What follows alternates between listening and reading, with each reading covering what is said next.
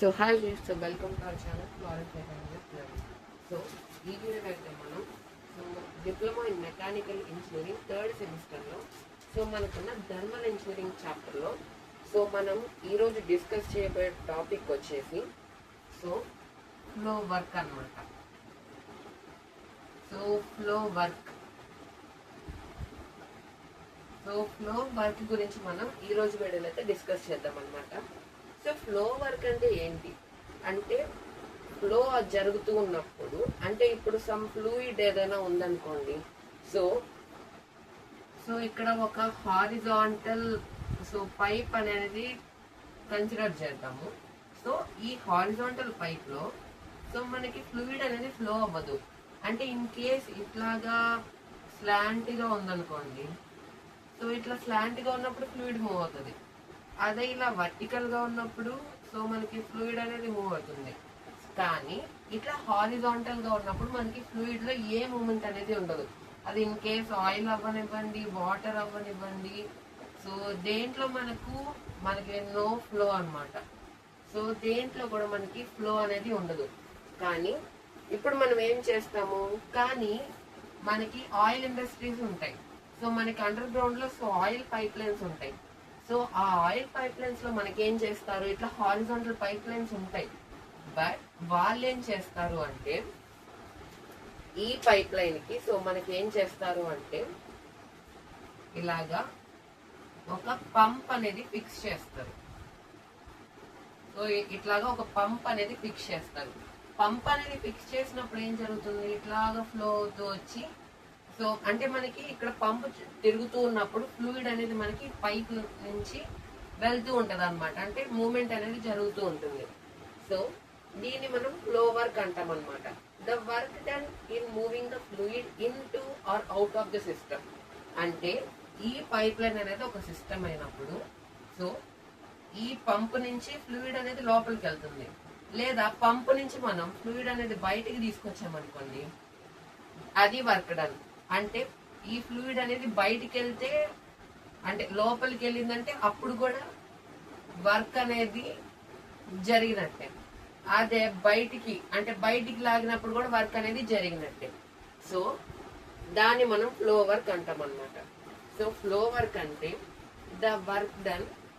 Definition కూడా రాస్తాను.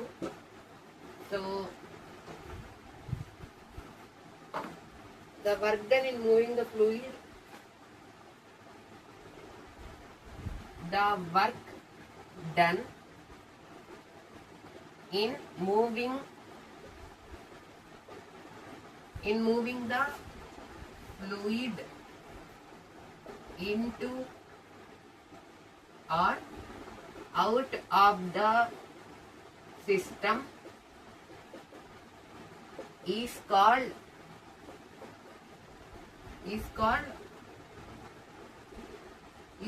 Fluid work అన్నమాట. అంటే వర్క్ అనేది మూవ్ అవుతున్నాం అంటే work done in moving the fluid. అంటే ఫ్లూయిడ్ ని మూవ్ చేయడానికి మనం చేసే వర్క్. ఇంటూ అంటే ఆ సిస్టమ్ లోపలికి, ఈ సిస్టమ్ లోపలికి లిక్విడ్ అనేది మూవ్ చేయడానికి, లేకపోతే ఈ సిస్టమ్ నుంచి ఇట్లా ఫ్లూయిడ్ అనేది బయటికి తీసుకురావడం, దాన్ని మనమైతే ఫ్లో వర్క్ అంటాం అనమాట. అంటే ఎంత వర్క్ అనేది జరిగింది అంటే బయటికి అంటే బయటికి ఆ ఫ్లూయిడ్ ని బయటికి లాగడానికి అండ్ ఆల్సో లోపలికి పంపించడానికి మనకి ఎంత వర్క్ అనేది జరిగింది, దాన్ని మనం ఫ్లో వర్క్ అంటాం అనమాట. మనకి ఫార్ములాస్ కూడా ఉన్నాయి ఫ్లో వర్క్ కి. ఫ్లో వర్క్ కి ఫార్ములాస్ ఏంటంటే, ఫార్ములా ఒకటి ఉంది, ఫ్లో వర్క్ ఈక్వల్ టు మనకి వర్క్ అయినా ఫ్లో వర్క్ అయినా ఏదైనా వర్క్ దాన్ని flow work equal to force into displacement. మనకి ఫ్లో వర్క్ అంటే ఫోర్స్ ఇంటూ డిస్ప్లేస్మెంట్ అనమాట. ఫ్లో వర్క్ అంటే force into displacement that equal to మనం ప్రెషర్ గురించి తెలుసుకున్నాం ఫస్ట్. ప్రెషర్ అంటే ఏంటి, ప్రెషర్ కి ఫార్ములా వచ్చేసి F/A. F/A, F అంటే ఫోర్స్, A అంటే ఏరియా. మనం ఏం చేయొచ్చు, P into A equal to F. అంటే F equal to P into A. అప్పుడు P ఇంటూ ఏ రాసినప్పుడు సో మనం ఇక్కడ F ఇంటూ ఎస్ డిస్ప్లేస్మెంట్ మనం ఎస్ అనే లెటర్ తో కన్సిడర్ చేస్తాం. సో ఎస్ అన్నమాట. సో నెక్స్ట్ వచ్చేసి ఫోర్స్ ని మనం అంటే ఇక్కడ మనకి ఫోర్స్ ఎఫ్ ఉంది. ఎఫ్ ప్లస్ లో మనం ఏం రాసుకోవచ్చు, P ఇంటూ ఏ రాసుకోవచ్చు. So P into A into yes, P into A equal to into yes అనమాట.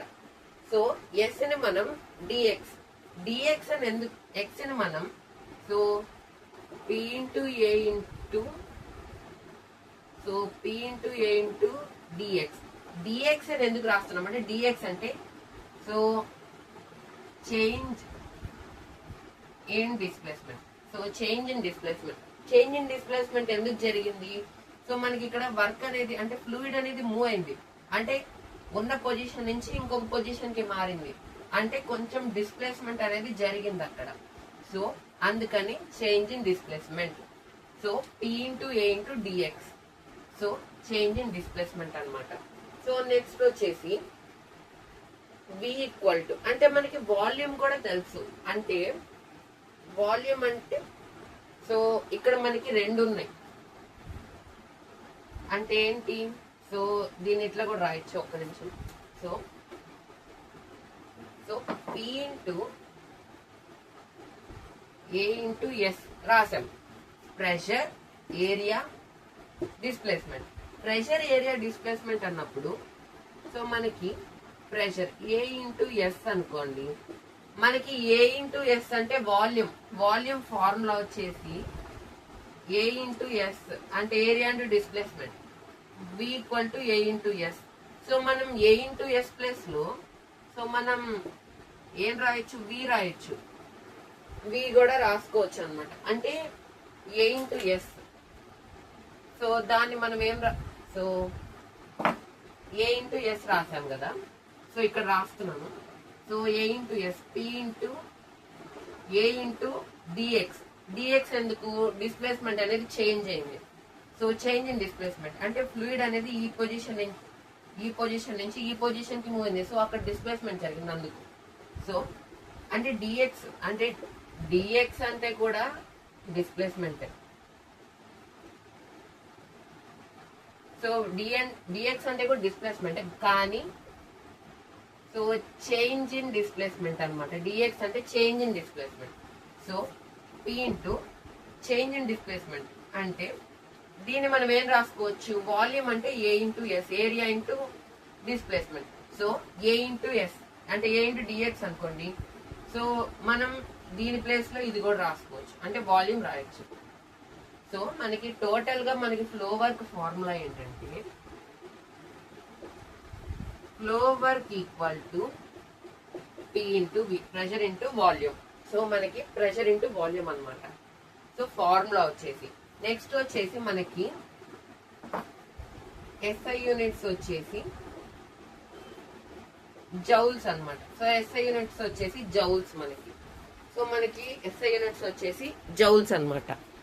సో SI యూనిట్స్ కూడా రాసాం. సో నెక్స్ట్ వచ్చేసి మనం ప్రెషర్ అంటే ఒక ప్రాబ్లం చేద్దాము. సో దగ్గర అప్ చేస్తున్నా. సో థర్మల్ ఇంజనీరింగ్ వల్ల మనం ఫ్లో వర్క్ వరకు వచ్చాం. అండ్ ఆల్సో ఈ వీడియోలో అయితే మనం థర్మల్ ఈక్విలిబ్రియం అంటే ఏంటో కూడా మనం ఈ వీడియోలోనే డిస్కస్ చేద్దాం.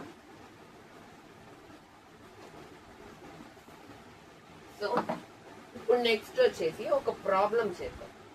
సో ప్రాబ్లం ఏంటి అంటే express A pressure of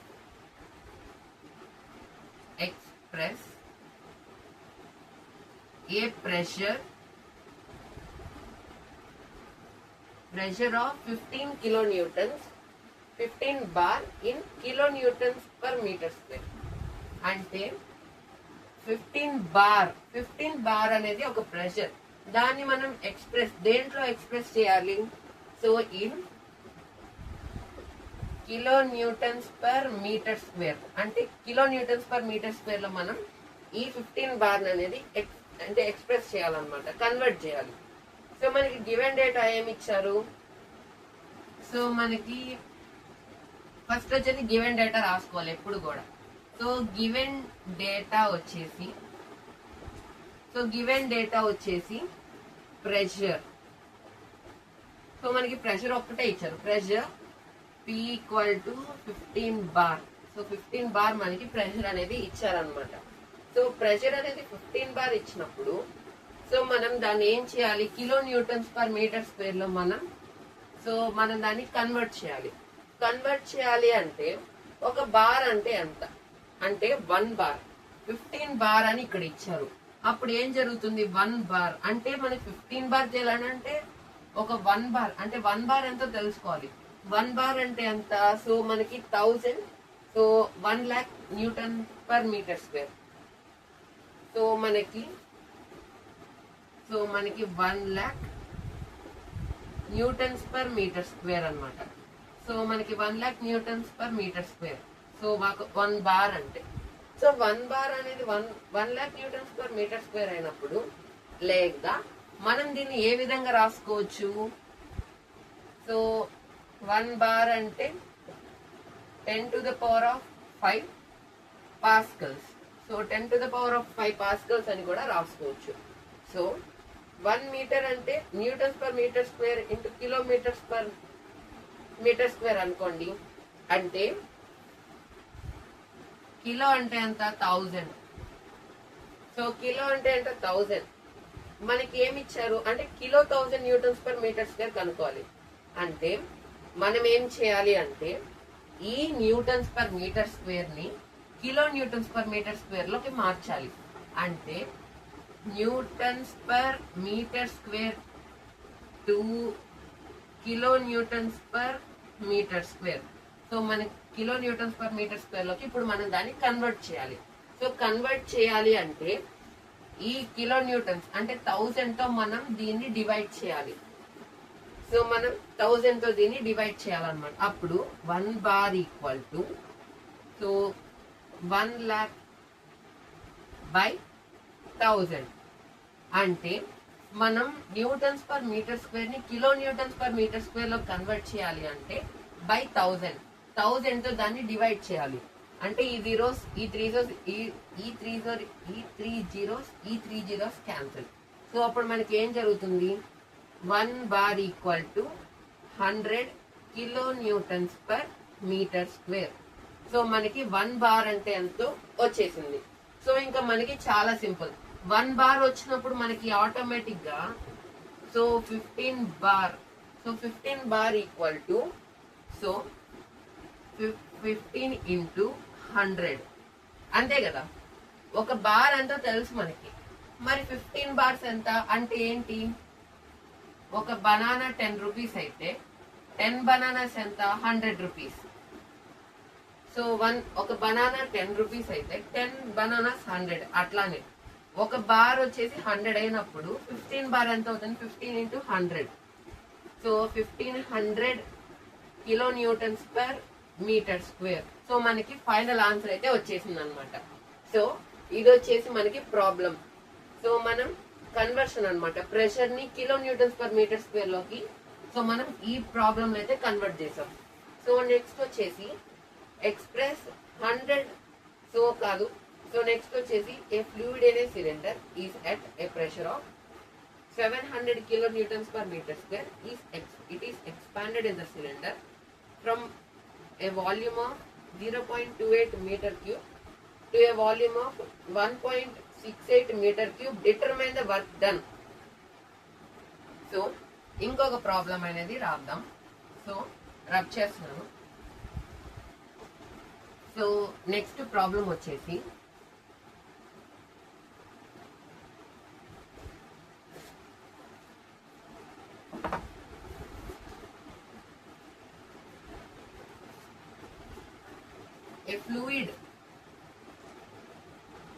a fluid in a cylinder is at a pressure of 700 kilonewtons per meter square అన్నమాట.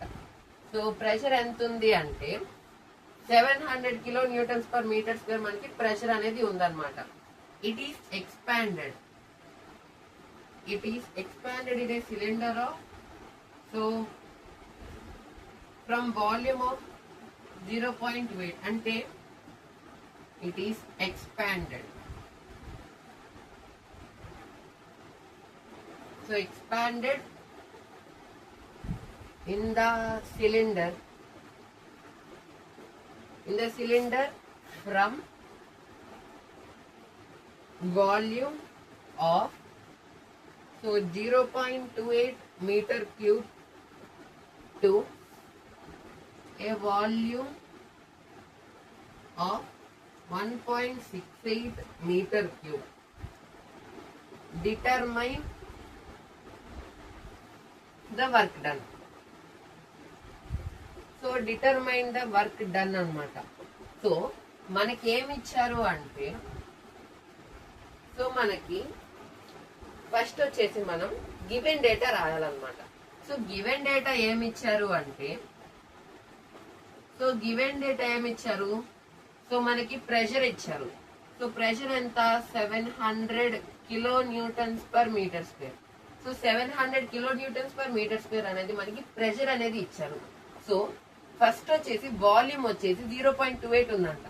అంటే it expanded in the cylinder from volume of, from అంటే 0.28 నుంచి to a volume of 1.68 metre cube. అంటే 0.28 metre cube నుంచి 1.68 metre cube వరకు అది expand అయింది. Cylinder అనేది ఎక్స్పాండ్ అయింది అంటే, సో ఫ్లూయిడ్ అనేది ఎక్స్పాండ్ అయింది అనమాట. డిటర్మైన్ ద వర్క్ డన్ ఏం జరిగింది? సో ప్రెషర్ వచ్చేసి 700 kilo newtons per metre square. Next వచ్చేసి వాల్యూమ్ 1 వచ్చేసి ఇనీషియల్ గా 0.28 మీటర్ క్యూబ్ ఉంది. సో 0.28 మీటర్ క్యూబ్ ఉన్నప్పుడు, సో వాల్యూమ్ 2 ఫైనల్ వాల్యూమ్ ఎంత వచ్చింది? So 1.68 metre cube. So 1.68 metre cube అనేది మనకి వాల్యూమ్ అనేది వచ్చింది. సో వర్క్ డన్ అనేది మనం కనుక్కోవాలి. సో వర్క్ డన్ మనం కనుక్కోవాలి అంటే, సో ఫస్ట్ వచ్చేసి మనకి ఫైనల్ గా అంటే ఇప్పుడు మనకి ఫార్ములా ఏంటి? W12 equal to P into dv, integral of P into dv అనమాట. సో W ఈక్వల్ టు 12 అంటే ఫస్ట్ వచ్చేసి మనం డయాగ్రామ్ వేసుకుందాం. సో సిలిండర్ లో ఏం జరిగింది? సో సిలిండర్ ఉందనుకోండి. సో ఈ సిలిండర్ లో మనకి ఇనిషియల్ అంటే 700 kilo newtons per metre square అనేది మనకి ప్రెషర్ అనేది ఉంది. ఎక్స్పాండెడ్ ఇన్ ద సిలిండర్ అంటే ఇప్పుడు మనం ఒక పిస్టన్ అనేది కన్సిడర్ చేసామనుకోండి. సో ఒక పిస్టన్ అనేది కన్సిడర్ చేసినప్పుడు, సో మనం ఇక్కడ క్యూ అంటే ఏంటి? మనకి హీట్ అన్నమాట. సో ఇక్కడ వచ్చేసి మనకి ఫ్లూయిడ్ అనేది ఉంది, మనం హీట్ చేసాము. ఇనీషియల్ గా మనకి వాల్యూమ్ ఎంత ఉంది? సో V1 ఎంత ఉంది అంటే 0.28 మీటర్ క్యూబ్ ఉందన్నమాట.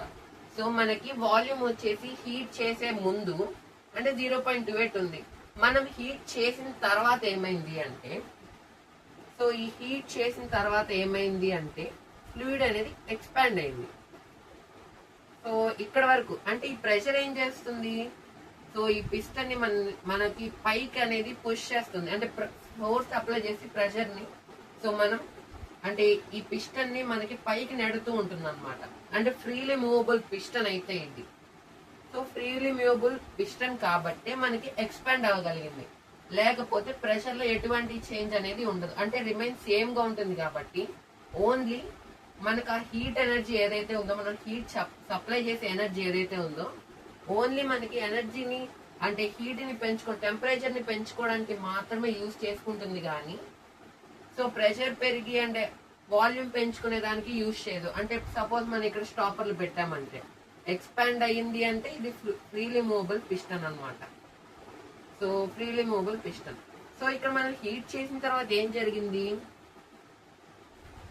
సో మనం హీట్ చేసిన తర్వాత, so after heating the volume is increased from 0.28 meter cube to into అంటే ఇటు 1.68 metre cube.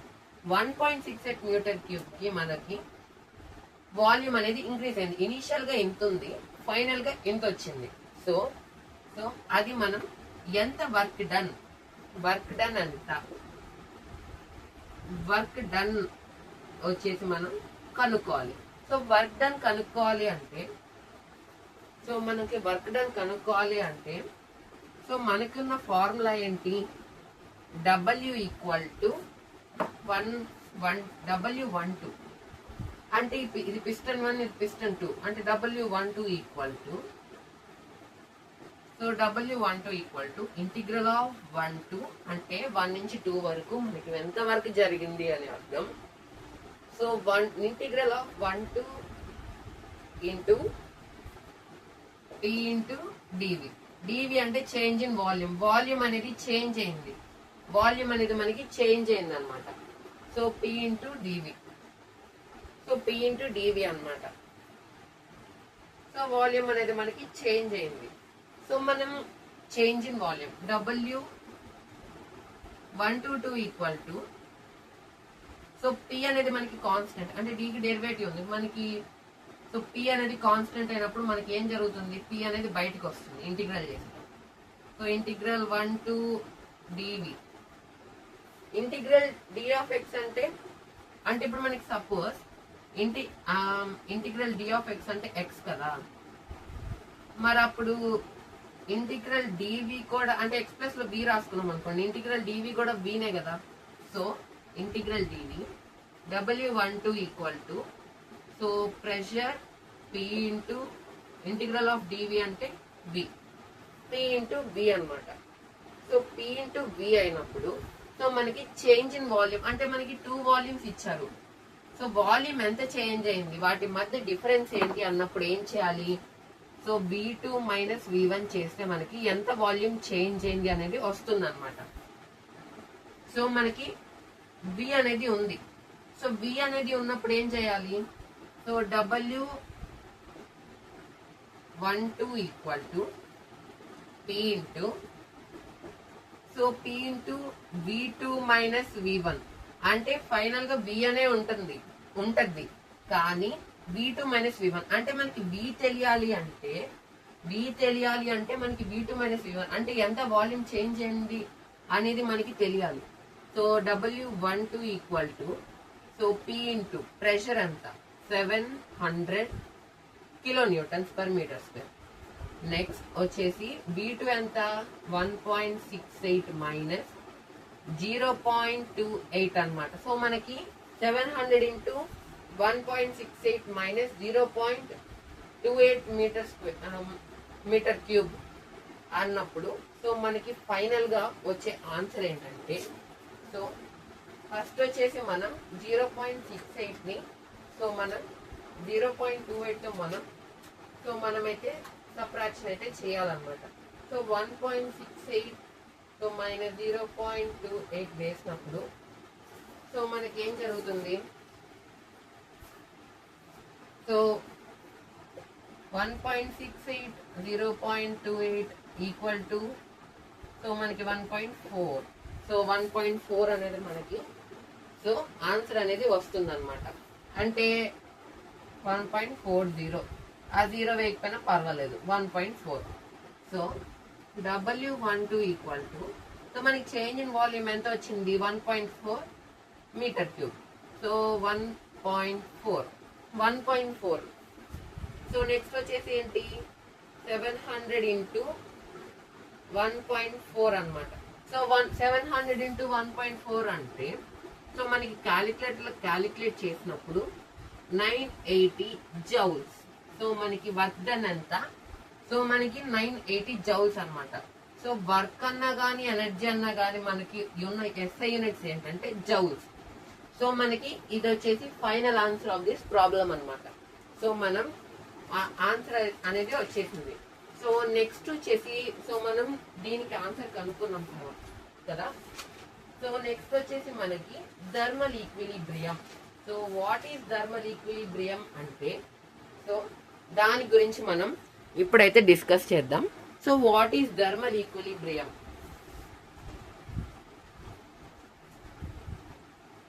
So what is thermal equilibrium అన్నప్పుడు మనం ఏం చేయొచ్చు? సో థర్మల్ ఈక్విలిబ్రియం అంటే సో టూ బాడీస్ అనేవి మనకి హీట్ లో అంటే హీట్ ట్రాన్స్ఫర్ ఏం జరగట్లేదు అనుకోండి. So thermal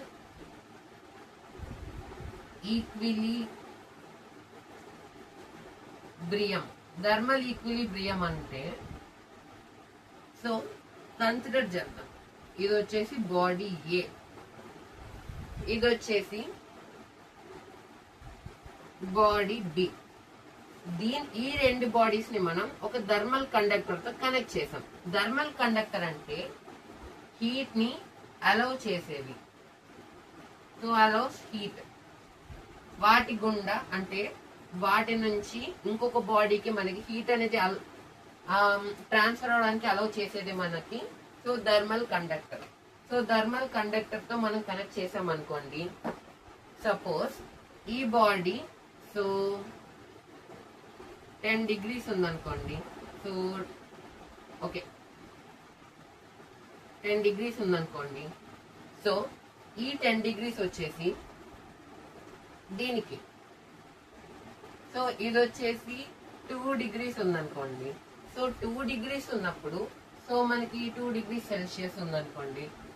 so 2 degrees Celsius ఉన్నప్పుడు ఇది ఎక్కువ హీట్ లో ఉంది, ఇది వచ్చేసి దీనికి తక్కువ టెంపరేచర్ ఉంది. సో అంటే ఇది తక్కువ టెంపరేచర్ ఉంది, లేకపోతే ఒక పని చేయొచ్చు. So kelvin. సో మనకి మెట్రిక్ సిస్టమ్ లో మనం డిగ్రీ సెల్సియస్ వాడతాము, కానీ ఇది ఎస్ఐ యూనిట్స్ లో మాత్రం మనం కెల్విన్ వాడతాం. సో 10 కెల్విన్ ఉందనుకోండి, 2 కెల్విన్ ఉంది.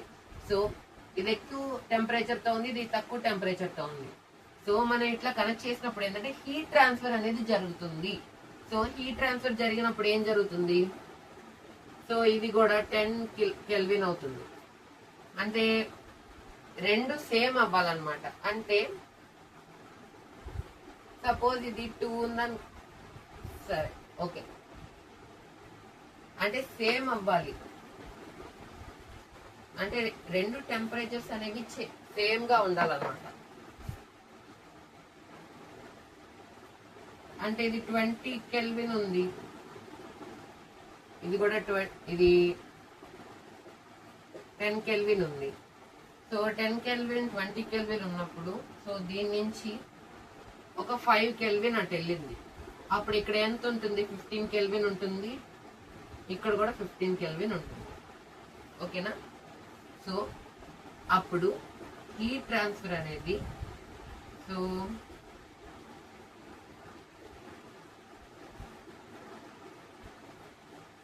హీట్ ట్రాన్స్ఫర్ అనేది జరగదు. అంటే ఈ రెండు ఈక్వల్ అయ్యేంత వరకే మనకి హీట్ ట్రాన్స్ఫర్ అనేది జరుగుతుంది.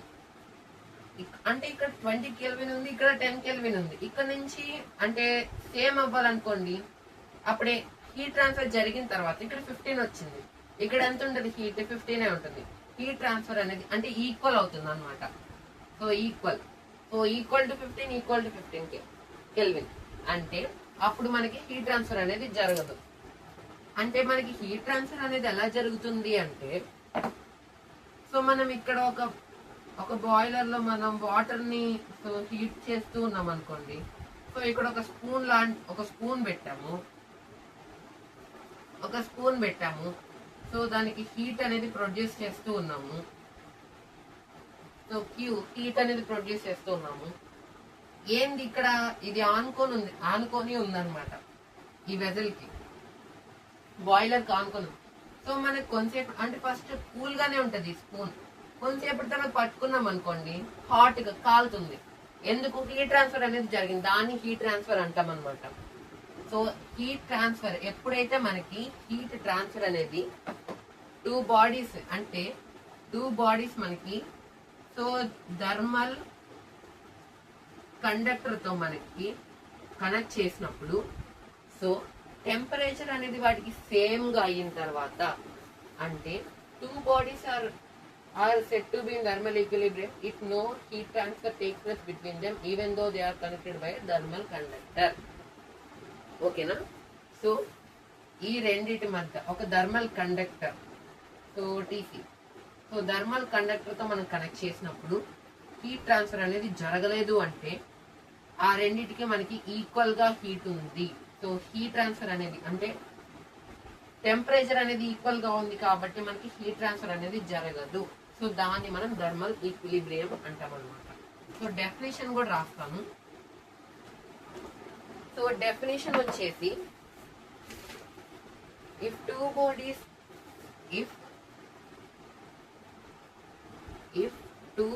bodies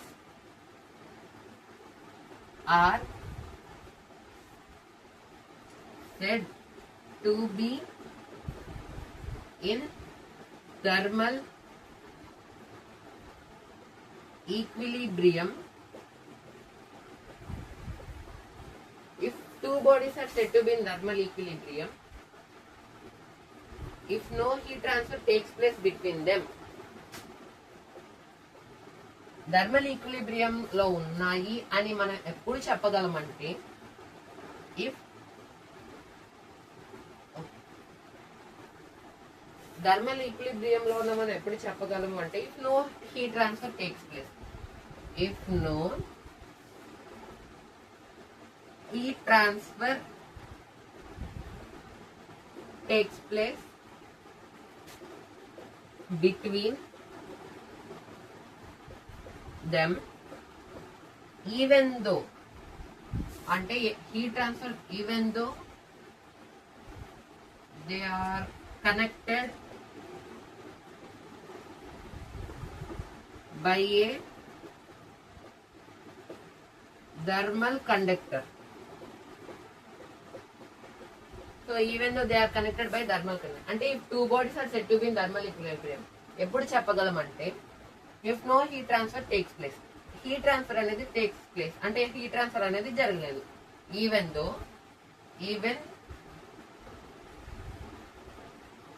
though they are